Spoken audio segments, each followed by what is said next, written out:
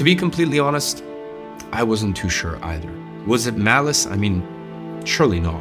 And at this point, unfortunately, it looked like I had encountered a dead end in my investigation. I simply didn't have anywhere else to go from here, but there were still unanswered questions that I had to find answers to.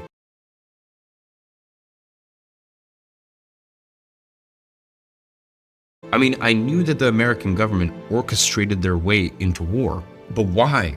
Why would they do that? And I knew that later on, House and Woodrow went on to create the foundations for the UN, an organization that's completely aligned with the WEF's interests, but I still hadn't found a direct connection between the two.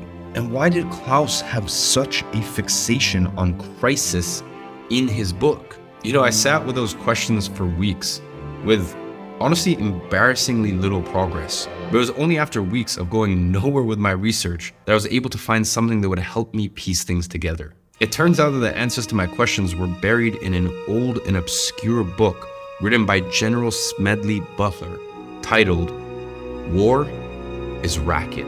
You see, Butler was one of the most decorated American generals, two-time Medal of Honor recipient, who actually fought in World War I. And these are his words on the topic.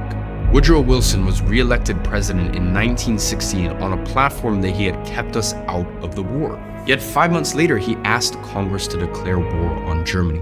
The 4 million young men who put on uniforms and marched or sailed away were not asked whether they wanted to go forth to suffer and die. Then what caused our government to change its mind so suddenly? Money. An Allied commission came over shortly before the war declaration and called on the president. You see, the president summoned a group of advisors, and the head of the commission spoke. Stripped of its diplomatic language, this is what he told the president and his group. There's no use kidding ourselves any longer. The cause of the Allies is lost. We now owe you, the American bankers, the American munition makers, manufacturers, speculators, exporters, $5 or $6 billion. And if we lose, and without the help of the US we must lose, we, England, France, and Italy cannot pay back this money, and Germany won't. And that, my friends, is an excerpt from Major General Smedley Butler's War is Racket, 1935. It has been estimated by statisticians, economists, and researchers that the war yielded $16 billion in profits. That is how the 21,000 billionaires and millionaires got that way.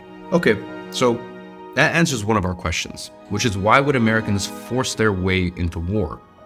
Money.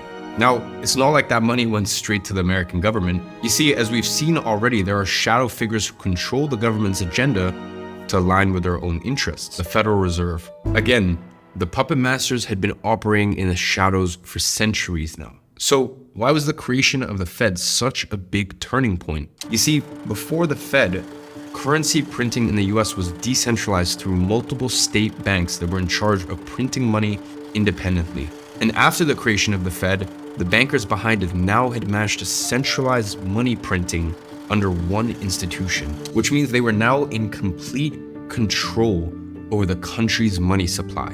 And just a few short years later, Woodrow Wilson launched the US into World War I, as we already know. So after all that, in whose interest was it to join the war? Well, it was the bankers behind the Fed. Now, why, you might be asking? Because here's what happens during war. The government increases their spending dramatically, having to print more money to cover such spending. However, the government can't print their own money anymore. So what it does instead is it takes up huge amounts of debt. And where do you think that money comes from? The Fed and the bankers, facilitated through a complex web of debt instruments. And then the government has to pay interest on that, which is how the bankers and the Fed make money. A lot of money. And in this graph, you can see how much debt the US has accumulated throughout the war. The higher the spikes, the more money the Fed makes as interest.